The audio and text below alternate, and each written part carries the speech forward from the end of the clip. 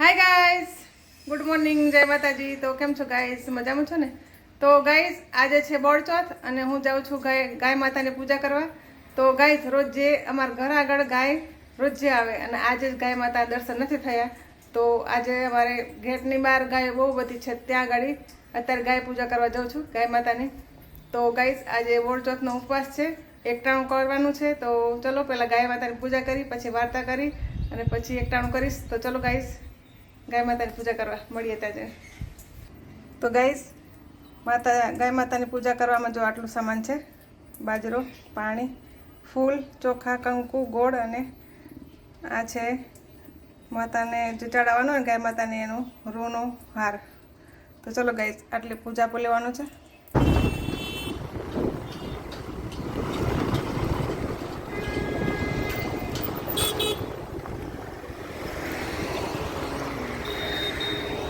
લે ગાય તો ગાઈસ હવે આવી ગયા હાઈવે ઉપર ગાય માતાની પૂજા કરવા અને ગાય આવે છે. આવો આવો ગાય, આવો આવો આવો આવો.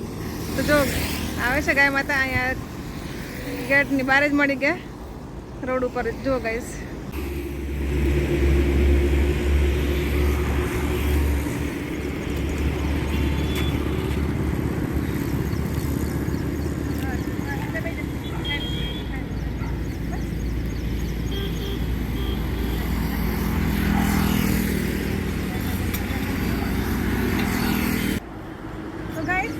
પૂજા થઈ ગઈ છે. આજે છે બોળચોથ.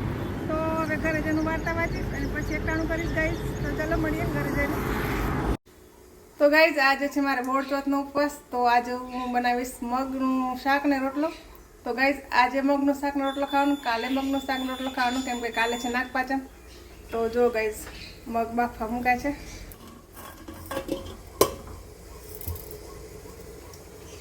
બફાઈ જાય પછી એને શાક બનાવું, પછી રોટલો બનાવું. તો ચલો ગાઈસ આજે તો એકટાણું કરવાનું છે, મળીએ પછી.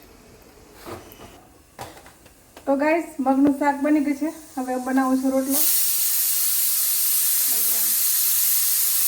તો ગાઈસ આજે બોળચોથનો ઉપવાસ છે ને ત્યારે રોટલો ખાવાનો, કાલે પછી નાગપાંચમનો ઉપવાસ છે ત્યારે પણ રોટલો ખાવાનો ગાઈસ. તો ગાઈસ અત્યારે હું વાર્તા વાંચું છું બોળચોથની, કેમ કે વાર્તા વાંચ્યા સિવાય એકટાણું ન કરાય. તો ગાઈસ પહેલાં વાર્તા વાંચી લઉં. ચલો બતાવો. તો ગાઈસ આ છે પવિત્ર વ્રત કથાઓ.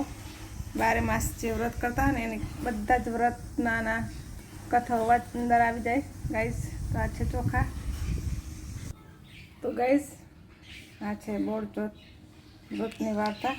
તો પહેલાં ચોખા મૂકી દઈએ.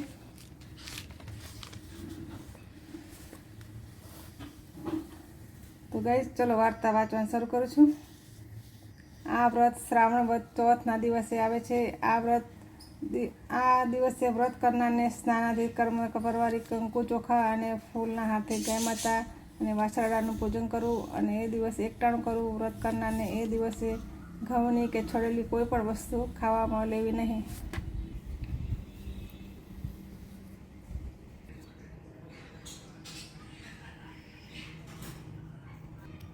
તો ગાઈસ વાર્તા થઈ ગઈ છે.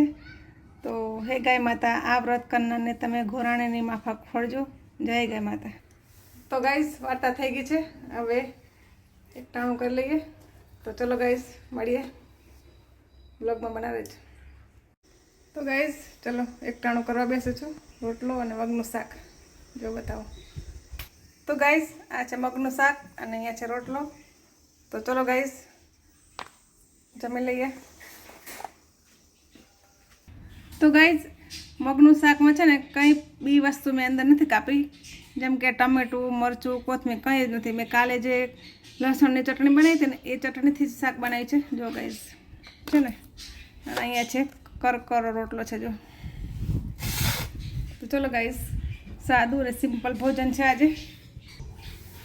તો જમી લઈએ, મળીએ પછી.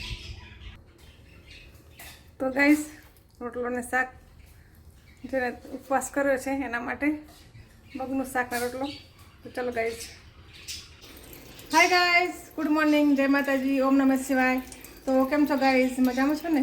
તો તો ગાઈસ આજે છે નાગપાંચમ અને નાઈ ધોન દિયાબત્તી કરી હવે હું નાગદાદાની પૂજા કરું છું.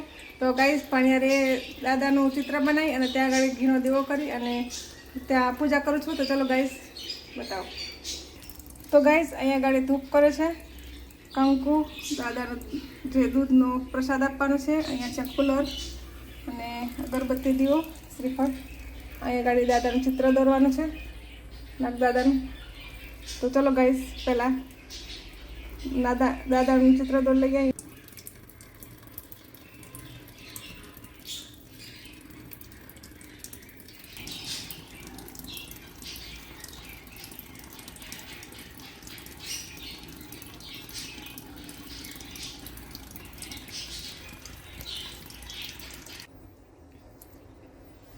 તો જો ગાઈસ આવી રીતના દાદાની મેં પૂજા કરી છે, ગોગા બાપાની.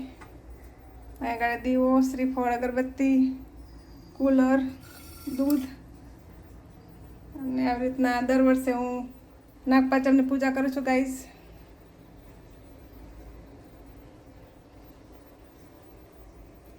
તો ચલો ગાઈસ નાગદાદાની પૂજા થઈ ગઈ છે આજે નાગપાંચમની. તો આજે છે નાગપાંચમ, તો આપ સર્વને મારા તરફથી નાગપાંચમની હાર્દિક શુભકામના. જય માતાજી. તો ચલો ગાઈઝ આજે પણ એકટાણું છે, તો આજે પણ રોટલો અને મગનું શાક બનાવવાનું છે ગાઈઝ. તો ગાઈઝ શ્રીફળ પણ વધારી લીધો છે, જો પ્રસાદી થઈ ગઈ છે દાદાની. તો ગાઈઝ આજે છે નાગપાંચમ અને નાગપાંચમની વાર્તા અત્યારે વાંચવા બેઠી છું હું. તો ચલો ગાઈઝ વાર્તા વાંચી લઈએ. શ્રાવણ વદ પાંચમ એટલે નાગપાંચમ 2 દિવસે વ્રત કરનારને સવારે વહેલા ઉઠી નાહી ધોઈ પાણીએ નાગનું ચિત્ર દોરી ઘીનો દીવો કરી પૂજા કરવી, પછી કુલેરનું નૈવેદ્ય ધરાવવું અને એકટાણું આગલા દિવસે પલાળેલા મગ, મઠ, બાજરી, કાકડી અને અથાણું ખાઈ શકાય. આ વ્રત કરનાર ઉપર નાગદેવતાની કૃપા ઉતરે છે.